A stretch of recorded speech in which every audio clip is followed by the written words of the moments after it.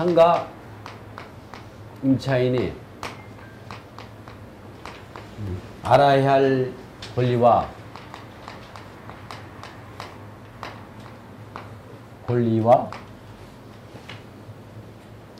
다른 채권자 간에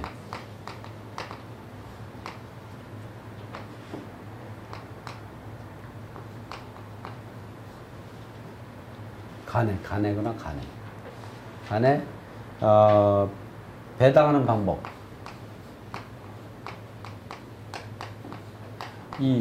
요거는 계약서 작성의 비밀 그 126에서 134쪽에 있는 겁니다. 134쪽. 이게 이제 보면 상가 임제 그 임차인이 이제 권리죠, 권리.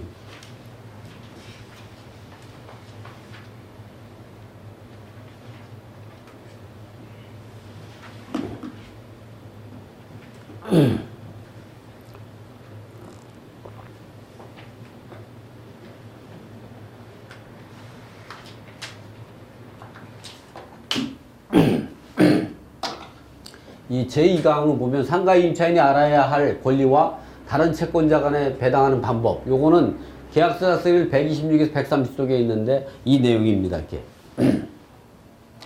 상가 임차인이 상가 건물 임대차 보호법상 적용받는 임차인이 최단 기간이 정해져 있죠. 최단 기간이 상가 임대차 보호법 상가 임대차 계약서를 작성할 때 계약 기간이 없거나 또는 기간을 1년 만으로 정한 임대차는 그 기간을 1년으로 본다는 거죠. 다만 임차인은 1년 미만으로 정한 기간을 유효함을 주장할 수 있다. 임차인은 그 짧은 기간을 주장할 수도 있고 1년을 주장할 수 있는 거죠. 즉 임차인은 또 계약갱신 요구권이 있죠. 5년. 계약갱신 요구권이 이제 5년이 있기 때문에 결국은 말하면 5년의 범위 내에서는 그 상가 건물을 이제 그 대항력을 이제 계약의 효력이 생기고 사용 수익을 할 수가 있는 거죠. 5년 동안. 이렇게 1년으로 본다 했지만 1년이 지났다고 하더라도 5년 동안 계약갱신 요구를 주장할 수가 있기 때문에 이걸 주장해서. 근데 중요한 건 우리가 환상보증인 범위 내에는 묵시적 갱신이 인정이 된다는 거 중요한 묵시적 갱신. 여러분 묵시적 갱신이라는 거는 내가 계약갱신을 주장하지 않아도 자동으로 갱신되는 걸 말하는 거죠. 네. 근데 환상보증이 초과되면 어떻게 하냐? 묵시적 갱신이 인정이 안 된다는 거예요. 그래서 환상보증이 초과되는 상가임차인은 반드시 상가임차인이 계약갱신을 요구하려면 언제냐? 계약기간 만료 6개월 전부터 한 달 전 사이에 계약갱신 요구를 해야 돼요. 그렇지 않으면 묵시적 갱신이 되는데 환상보증이 초과되는 사람은 묵시적 갱신이 인정이 안 돼요. 그래서 이 5년 계약갱신 요건을 주장할 수 없다는 거죠. 그러니까 반드시 계약갱신 요구는 그냥 전화로 해서 나 더 계약을 하겠다. 그러니까 최소한 한 달 전에 해야죠. 그리고 6개월이 안 남은 상태에서 얘기해야 돼요. 예를 들어 7개월 남은 상태에서 하면 그 계약갱신 효력이 없는 거예요. 주택은 같은 경우는 임대인은 6개월 전부터 한 달 전 사이에 계약갱신 요구하고 계약갱신 요구하지 않으면 갱신이라든가 계약 해지 요구를 하지 않으면 이제 묵시적 갱신이 된다든가 이런 내용이 있고 임차인은 그런 규정이 없죠. 6개월 규정이 없어요. 아무 때나 하되 최소한 한 달 이상 30일 이상 남은 상태에서 계약갱신을 갖다가 요구하든가 아니면 요구하지 않으면 묵시적 갱신이 된다는 거죠. 그때 상가는 임차인은 반드시 6개월이 안 남은 상태에서 30일 이상 남아야 되죠. 그러니까 이제 30일이 아니죠. 그러니까 31일이 남아야 되는 거죠. 계약 만료 전 30일이 남아야 돼요. 30일이면 안 되는 거죠. 그런 거죠. 계약갱신 상가 입찰이 계약갱신 요구권과 임대인이 계약갱신 거절. 상가 건물 임대차 보호법 제10조 제1항에서 임대인은 임차인에게 계약 만료 전 6월부터 1월 사이에 행하는 계약갱신 요구에 대하여 정당한 사유 없이 거절. 이 6개월이라는 거는 6개월이 되는 시점, 만료 6개월 전이 돼야 되고 이 한 달 사이에는 30일을 남겨놓은 사이를 말하는 거죠. 30일. 그러나 이렇게 되면 이제 그 계약갱신을 요구할 수 있고 이런 계약갱신을 하면 정당한 사입시 거절할 수 없다. 그러니까 환산보증이 초과되는 사람은 이렇게 계약 갱신을 요구하지 않아도 묵시적 갱신이 되지만 환산보증이 초과되는 사람은 이렇게 요구하지 않으면 묵시적 갱신이 인정이 안 되기 때문에 5년 계약 갱신 요건이 사라질 수 있다. 사라질 수 있다. 그러나 이게 이제 요 사이에 계약 갱신을 요구하더라도 인정되지 않는 경우가 있어요. 상가 임차인이 3기 이상 연체한 사실이 있거나 하든가 임대인이 동의 없이 임차 목적을 전대하거나 이런 경우 또는 이제 임차인이 중대한 과실이 있는 경우 이런 경우를 뭐라고 하냐면 임대인이 배신적인 행위라고 해요. 대법원판에 임대인을 속이는 거죠. 계약에서. 이런 경우는 임대인이 배신적 행위로 인해서 그 계약 갱신을 거절할 수가 있고 사유가 되는 거죠. 차임액이 이번에 그 법이 개정이 되면서 2015년 5월 13일부터 해가지고 그 3기 이상으로 바뀌었어요. 전에는 이런 규정이 없다가 아직 상가건물 임대차법에 3기로 아예 명시돼 있죠. 그 전에는 2기였어요. 민법의 규정을 따르기 때문에. 주택은 2기, 상가는 3기다. 임차권 등기 명령 제도와 민법 621조에 의해 임차권 등기다. 이 임차권 등기랑 요 임대차 등기는 좀 다른 개념이에요. 다른 개념. 어떤 개념이면 이거랑 좀 비슷하죠? 어때요? 이거는 상가건물 임대차법의 제2육조에 있는 거예요. 요거는 민법의 620조에 있는 거. 이거는 계약 기간 내에만 할 수 있는 거예요. 임대차 계약 기간 내에. 그러니까 결국은 전세권 등기처럼 그 입주하기 전에 임대차 등기를 하고 들어가는 경우가 있고 임대차 계약 기간 내에 이걸 하는 경우가 있고 임차권 등기 명령 제도는 계약 기간이 종료되거나 계약 해지 사유가 발생할 때, 즉 그 임대인이 배신적 행위를 하는 경우가 있죠. 임차인도 모르게 집을 파는 경우는 임대인이 배신적 행위로 의해서 임차인은 계약을 해지를 할 수가 있는 거죠. 또 임차인도 배신적 행위는 임차권을 갖다가 임대인이 동의 없이 다른 사람 전대하거나 이런 경우는 배신적 행위는 또 임차인이 배신적 행위는 또 뭐 있어? 그 월세를 3달치를 안 내는 거죠. 3기 이상이 내는 거는 3번을 연체한 사실이 아니고요. 이게 3기 이상 연체한 사실이 되는데 연체한 사실은 뭐냐면 3달에 달하도록 한 달에 월세가 100만 원이면 300만 원을 연체한 사실이 있어야 되는 거예요.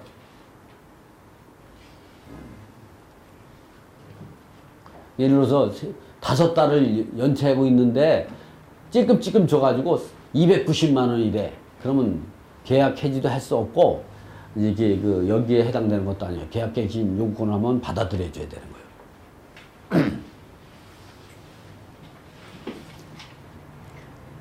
거예요. 임대차의 양도와 전대차 준용의 경우, 차임 증액 같은 경우는 9%를 할 수가 있는 거죠. 전세를 월세를 적용할 때에는 지금은 대통령 명령으로 정한 12% 하고 한국 기준금리의 4.5배니까 지금 현재는 1.5가 아니라 1.25거든요. 최근 1.25로 돼 있죠. 1.25. 1.25고 거기에 4.5배니까 5.625인가 그렇게 될 거예요. 이게는 지금 바뀌기 전이니까 이건 1.25로 바꿔주세요. 이게 몇 페이지냐면 127페이지에 현행 한국은행 기준금리는 1.25입니다. 여기에 4.5배니까 5.625인가 그럴 거예요. 네? 어디요? 배수가 뭐야? 3.5로 바뀌지 않았어요? 아니, 4.5, 지금 현재 4.5입니다. 주택은 4배고 상가는 4.5배는 변하지 않았어요. 다른 데서 저기 할 때 보면은 저게 4.75로 나오던데요. 응? 4.75로. 그러니까 이게 지금 보면 1.25 곱하기 4.5로 하면 얼마가 나와요? 계산이 볼까요? 네? 4.5 곱하기 1.25 하면 5.625가 맞네요.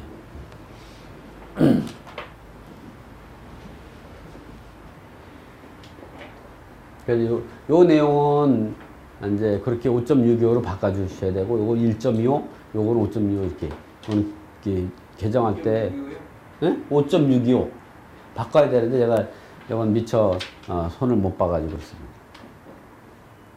그리고 우리가 임차인이 권리 입금 회수기의 보호제도와 손해배상 책임제도가 상임법 제10조 의4가 있어가지고 그 임대인은 임대차 계약기간이 만료되기 3개월 전부터 종료할 때까지 임차인이 새로운 사람을 지정해가지고 권리금을 받는 걸 갖다가 방해하면 안 된다. 그렇다고 이런 경우라도 3기 이상 연체하거나 임대 동의 없이 이런 경우 임대인이 배신적 행위를 한 경우는 예외로 둔다는 거죠.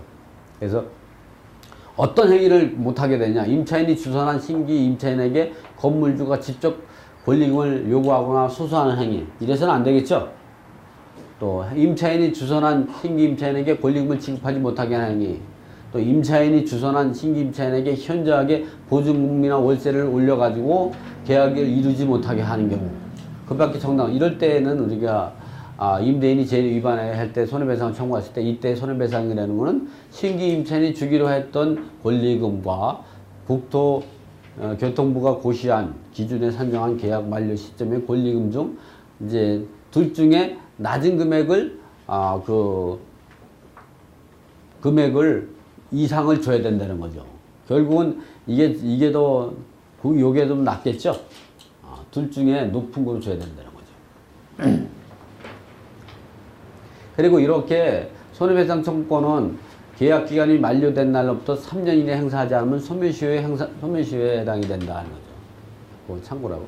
이거는 임차인이 상위법 보호 대상 환산 보증을 초과한다면 어떻게 되는가? 이 얘기 제가 한번 읽어봐야 되겠습니다.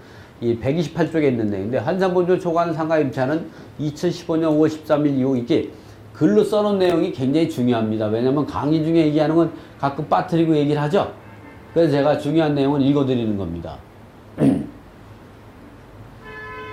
환산분쟁 초과하는 상가 임차는 2015년 5월 13일 이후 계약한 임대차와 종전 임대차를 갱신한 임대차에 한해서만 대항력과 계약갱신 5년 계약갱신 요건이 인정이 되고 우선 변제권은 경매로나 공매 절차에서 배동해서 최우선 변제금이나 확정일자 우선 변제를 받을 수 있는 우선 변제권은 인정되지 않는다. 없다. 즉 2015년 5월 13일 이후로 새롭게 계약을 했다든가 종전 임대차를 계약을 갱신한 묵시적 갱신이 인정이 되지 않아요. 계약 갱신을 해야 돼. 다시 계약서 써야 되거든요.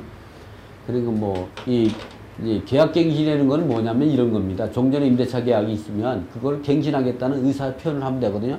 거기다가는 새로 계약서 쓸 필요 없고 종전 임대차 계약서다 계약을 갱신합니다. 한 글자만 쓰면 됩니다. 네? 아니면 문자 메시지를 해가지고 임대인과 임차인 핸드폰으로 해서 메시지로 임대차를 갱신을 원합니다. 그러면 임대인이 그렇게 하세요. 이렇게 나오죠. 그럼 갱신이 되는 겁니다.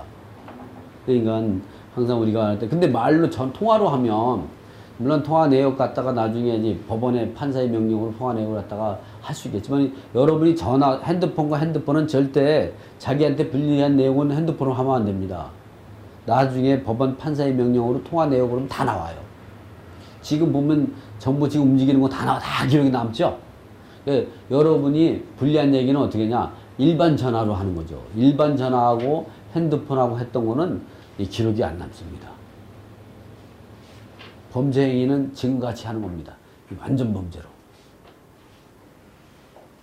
그러니까 우리는 할 때는 문자 메시지를 하고 문자 메시지는 지금 내가 지웠다고 하더라도 언제든지 복구할 수 있는 거죠. 메시지. 일반 매매는 소유자가 변경되면 모두 대항력을 주장할 수 있고 또 우선 변제권이라는 거. 이 우선 변제권이란 최우선 변제 확정일자는 경매나 공매에서 써먹을 수 있는 거예요. 경매나 공매가 들어가지 않는다면 확정일자 받을 필요가 없는 거예요. 그러나 이제 경매가 들어갈 때 그게 이 경매가 안 들어간다 그러면 확정일자 받을 필요가 없는 거예요. 그러나 경매나 공매에서는 확정일자가 있어야만이 우선 변제권이 생긴다 이렇게 되죠. 예를 들어서 이갑돌이 임대인이에요. 이 근저당을 설정하고 나가지고 상가 임차인이 춘향이가 1층 점포 임대차 계약을 이루고 350원을 했다. 그럼 이게 환상보증이 어떻게 했어요? 이게 3억 5천이죠? 4억 5천이죠? 이런 환상보증이 초과되는 사람 같은 경우는 이 사람은 일반 매매로 이 경매가 됐다면 대항력이나 계약갱신 요구권을 주장할 수 있는 거예요. 그러나 이 근저당까지 경매가 듣게 되면 이 사람은 대항력 없죠? 그리고 우선 변제권도 없죠? 그럼 어떻게 돼? 꼴가닥 가는 거예요. 제가 그림을 한번 그려볼게요. 이게 아주 제가 이제 하도 강의를 하니까 아주 이게 상가 건물에 근저당이 이제 말소기준 권리가 있어요. 그러면 우리가 이제 환상보증인 범위 내에 있는 사람은 우리가 동그라미 쳐놓게 값을, 환상보증은 초과되는 의뢰. 이 사람은 이제 환상보증이 얼마냐면 4억 5천만 원. 이게 4억이라면 보증금 1억에 월세가 350만 원. 이러면 4억 5천이 환상보증이 초과되는 거죠, 이 사람은. 이 사람은 초과.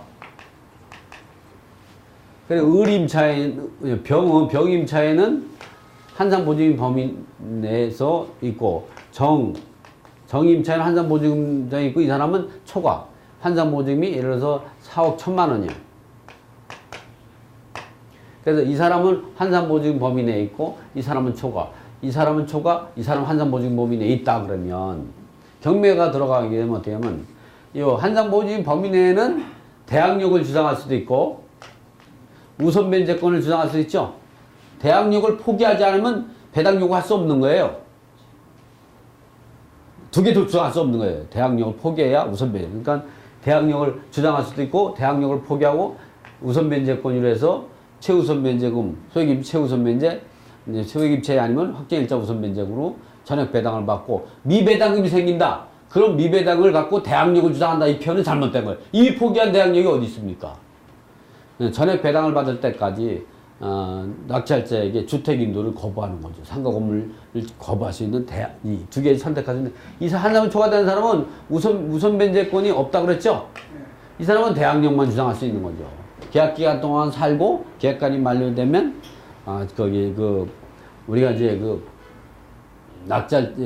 새로운 소유자에게, 낙찰자에게 전세보증 반환 채권과 주택인도를 동시행으로 주장할 수 있는, 이렇게.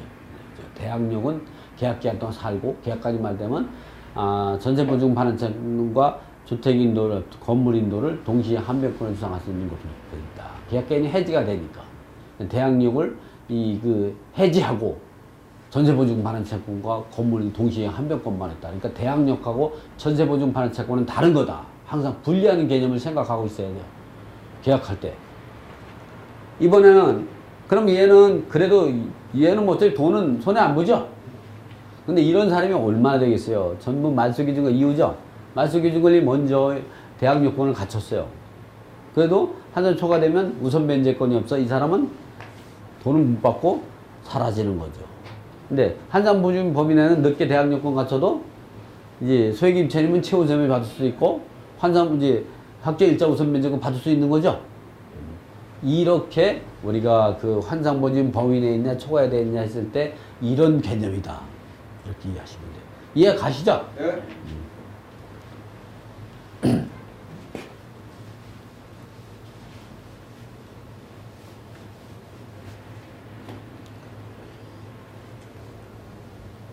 자, 이번에는 이제 채권자가 상가임차인과 다른 채권자 간의 배당은 어떻게, 경매가 들어가면 배당은 어떻게 되느냐, 이 부분을 한번 지금부터 살펴보겠습니다.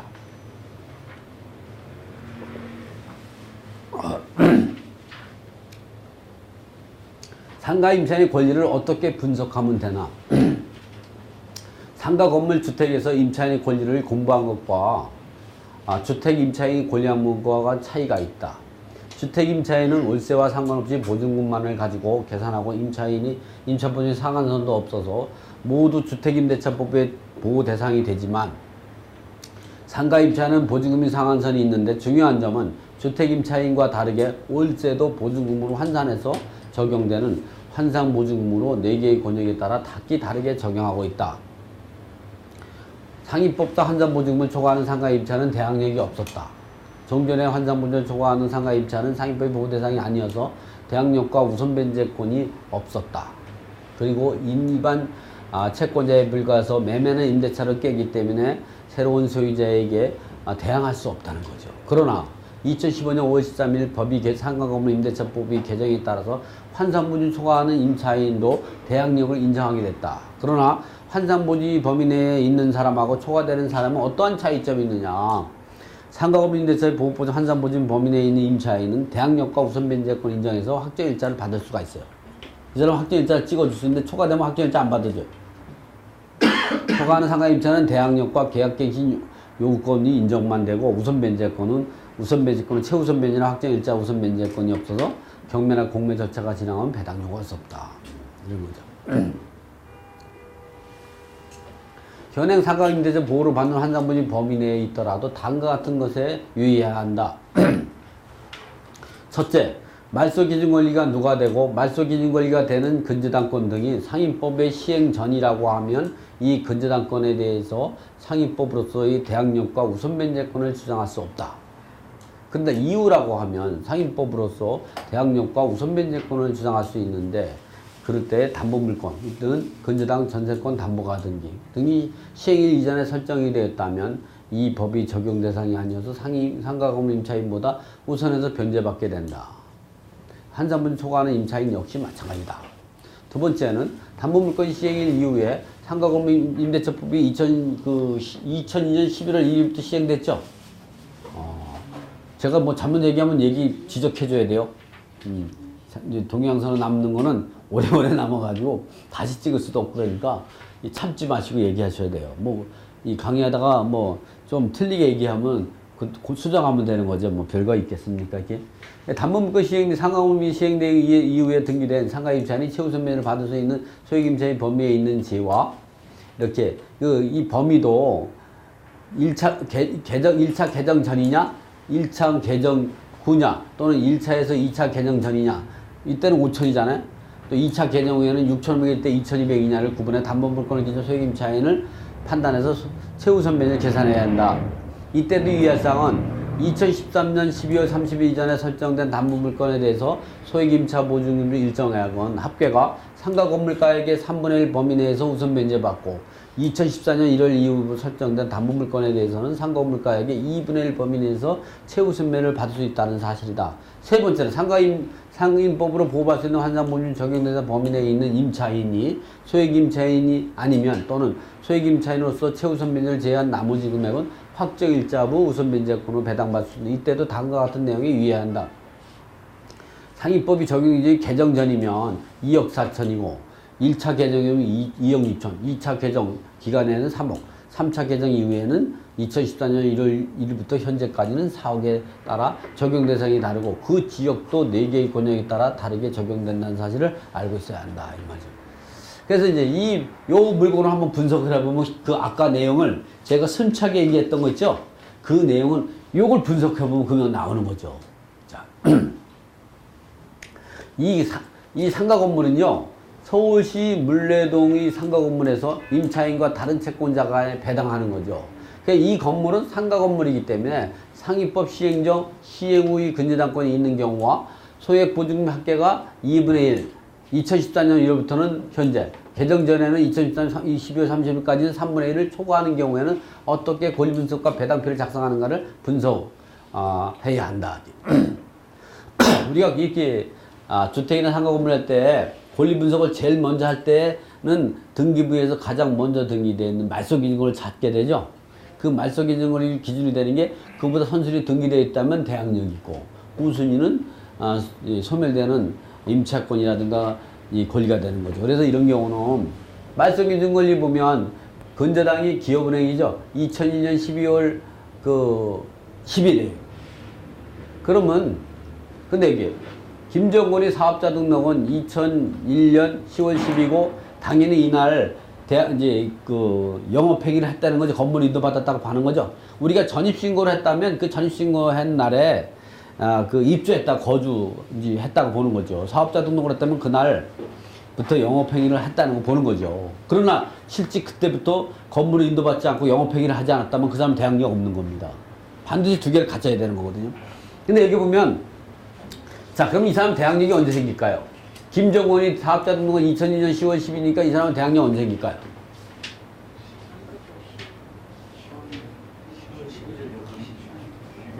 몇 년도? 2002년 11월 오전 0시? 지금 말씀하신 게 맞다는 사람 손 들어보실래요? 그럼 언제 생겨요? 네? 언제 생겨요? 그때는 상가건물 임대차법 자체가 없었죠? 근데 법도 없는데 어떻게 시행도 안 하는데 어떻게 그 대항력이 생기나요? 좀 이상하지 않아요? 이거는 언제부터 시행이 되냐? 상가임대차, 종전임대차에도 상가임대차보호법을 소급 적용하기로 돼 있으니까 우리가 상가임대차보호법이 언제 생겼냐? 2002년 11월 1일 날 시행됐죠? 그러니까 이거는 2002년 11월 1일까지는 사업자 등록으로 대항력이 발생하지 않다가 이 법이 시행된 날 기로써 대항력권을 갖춘 게 되는 거죠. 기존 임대차에도 이 소급 적용하도록 돼 있으니까 상가임대차법은. 그래서 이 사람은 대항력은 이때 대항력권을 갖춘 거예요. 사업자 등록권 물론 미리 갚았지만 그동안에 사업자 등록으로 대항력은 이 효력이 없는 거죠. 사업자 등록하고 또 건물 인도를 갖추게 된 거죠. 그래서 이러면 상위법의 보호를 이때는 상위법의 보호를 받지 못하는 대항요건이고 이때는 상위법의 보호를 받는 대항요건은 이때부터 효력이 생기는 거죠. 그러니까 대항력은 2002년 11월 2일 오전 0시가 된다. 이렇게 이해하시는 거죠. 그러면 어떻게 했어요? 기업은행이 이 대항력이 발생하기 전에 설정이 돼 있죠? 이 사람한테는 소액임차인이라고 주장해도 없어요. 원래 이 사람은 법이 시행돼 2002년 11월 1일부터 2010년 7월 25일까지는요, 소액임차 보증금이 4,500만 원 이하일 때, 1,350이에요. 그러니까 2002년 11월 1일부터 2010년 7월 25일까지는. 소액임차인의 변비 변경은 3번밖에 바뀌지 않았어요. 그러니까 이 사람은 환산보증 얼마예요? 4,000이죠? 2,000 플러스 20만원 곱하기 100. 4,000. 4,000이니까 1,350 받을 수 있죠? 그래도 이 사람은 대항할 수 없는 거죠. 그러니까 이럴 때에는 이 사람이 먼저 배당을 받는데, 우리가 주의할 사항은 당해세가 있는 거를 봐야죠. 당해세가 없다 그러면 이게 먼저 배당을 받고, 근데 당해세가 있다면 당해세가 먼저 배당을 받아야죠. 그리고 이게 맞죠? 그리고 이 소액임차인은 당해세를 이겨요. 순환 배당을 하게 될 수도 있어요. 그러나 당해세까지, 이제 최우선 면제까지 이 배당금이 부족한 경우는 거의 없죠. 그래서 순환 배당은 안 하지만 어쨌든 그런 수가 있다는 걸 알아야 돼요. 그래서 이런 경우는 1순위에게 배당을 받고 당해세가 없으니까 이거 받고 2순위로는 또 이걸 갖고 기준을 하게 되는 거죠. 이거를 기준으로 하든가 이 확정일자를 기준으로 하든가. 확정일자는 상가금융임대차법이 시행되기 전에는 확정일자 제도가 없죠. 이걸 기준하면 어떻게 했어요? 상위법 시행일 이후죠. 근데 이 구간은 어떻게 해요? 2002년 11월 1일부터 2010년 7월 25일 사이니까 이 사람은 4,500에 1,300에 이 사람이 1,350. 그러니까 2등으로 1,350. 얘는 어떻게 했어요? 5천만 원이나 50이니까 1억이 되는 거죠? 소액임차 아니고. 이 사람은 어떻게 해요? 2천에다가 15만 원 3,500이죠? 1,350 받을 수 있는 거죠. 이 사람은 어떻게 해요? 이제 보증금이 1억이고 이제 월세가 300이니까 3억이니까 4억이죠. 이 사람은 요 근저당권에 대해서 환상보증금 범위를 초과되는 거죠. 그러니까 이게 우선 할 수가 없는. 그 다음에 이 사람은 이제 보증금이 4,500이고 20이면 6,500이죠. 현행법상 2014년 1월부터는 소액임차에 해당돼서 2,200 받을 수 있지만 이 근저당권에는 소액임차를 주장할 수 없는 거죠. 그래서 이 순위로 김정원이가 1,350, 그리고 심동준이가 1,350을 배당을 받을 거 있고, 그 다음에는 이 근저당권과 이거 확정일자를 갖고 따져봐야 되죠. 근데 확정일자는 이게 빠르죠. 2000년 12월 10일하고 있으니까 이게 3순위로 배당을 이제 받고, 4순위로 또 요거랑 따져보면 이게 빠르죠. 이게 4순위 배당을 받고, 이런 식으로 해서 이제 그 우선 면제권을 갖다가 주장할 수 있다. 어쨌든 여기에는 대항력 있는 임차인이 없죠. 그러니까 상가금융임대차법이 시행되기 전에 설정된 담보물건이라든가 담보물건이 있다고 그러면요, 이 대항력이 생길 수가 없어요. 이렇게 먼저 했다도. 이거 이제 혼동하시면 안 됩니다. 제가 여러분 이제 그 1시간 동안 이게 들으시니까 실증이 나죠? 제가 재미난 얘기 하나 해줄까요? 이거 상가 건물에 대해서 얘기하는 거니까, 이게 제가 한 7, 8년 전에, 거의 10년 전에 뭐 변호사가 법무법인에서 법무법인인 거는 변호사가 3명 이상 그 합동이 돼야 법무법인을 차릴 수가 있죠. 그 법무법인에서 있었던 일이에요. 이게 이제 여기 마포의 무교동 낙지가 한 10년 전에 이제 경매당해서 상가 건물이 날아갈 때인데, 예, 거기에 이제 이게 A라는 그 여기에 상가 건물이 여기에 이제 그 사업자 등록이 먼저 이루어졌어요. 그리고 이 사람은 보증금이 1억이고 월세가 600인가 그래요. 아, 이게 보증금이 2억이고 월세가 이제 600인가 400인가 그렇습니다. 이랬어요. 그리고 나서 이제 여기 이제 말소기 있는 거 내가 이거에 대해서 경매가 들어갔는데, 이 사람이 확정일자를 받을 수가 없죠. 세무서 안 찍어줘요. 한산보증이 초과되면. 그래서 이 사람이 이제 그 배당이 요구했는데 한 푼도 못 받은 거죠. 그러니까 이제 뭐 법무법 변호사가 요즘 NPL 막 뜨잖아요. NPL을 그거 산 거예요. 왜? 어떻게 생각하냐면 얘는 확정일자는 없지만 대항력은 있다. 이 생각은. 이거 샀어요. 2억짜리. 물론 이제 배당 못 받았으니까 뭐 비싸게는 안 샀겠지만 내가 볼 때는 아무리 안 줘도 뭐 5천만 원이나 1억 이렇게 줬겠죠. 이거 샀어요. 샀는데 자기들끼리 저녁에 사고 나고 저녁에 회식을 했대요. 변호사들끼리. 자기 변호사들이 한 7, 8명 되니까 절반은 이 사람이 대항력 있다. 절반은 대항력 없다. 이 서로 싸움이 났대요. 그러니까 술을 먹다 이 기운이 나겠어요? 기분이 굉장히 잡쳤죠? 그래서 아침에 9시가 되자마자 딱 전화가 딱 왔어요. 저한테. 제 배당은 잘하잖아요. 딱 와가지고 이 사람 선생님이 내가 이걸 샀는데 이런 상황인데 선생님 이게 대항력이 있는 거죠? 상대방이 걱정이 되는 게 있는 거지 이렇게 물어보고. 선생님한테 제가 아주 간단한 질문을 좀 물어봐도 되겠습니까? 전 누군데 아무개입니다. 하세요. 했더니 진짜 간단한 거네요. 저 같은 사람은 이게 대항력이 진짜 큰망하잖아. 대항력 없습니다. 얘기 나오자마자 대항력 없으면 딱 잘라버리잖아요. 그 사람이요, 전화로 한 20초나 한 30초 동안 말을 못하고 가만히 있더라고. 그게 얼마나 긴장했으면 그럴까요? 얼마나 억울하겠어요. 그 깡통 전세금을 갖다가 우선 변제권이 있는, 대항력이 있는 임차인으로 낙찰자에게 그걸 싸게 사가지고 낙찰자에게 대항력을 주장하려고 하는 거죠. 돈 달라고 하려고 했는데, 그럼 어떻게 했어요? 이 2억짜리를 예를 들어 뭐 5천만 원 사가지고 2억을 주장하면 얼마 남아요? 1억 5천 남죠? 그런 장사가 한다면, 그렇게 하고도 돈을 못 벌면 찾아오세요. 내가 돈 벌게 해줄게.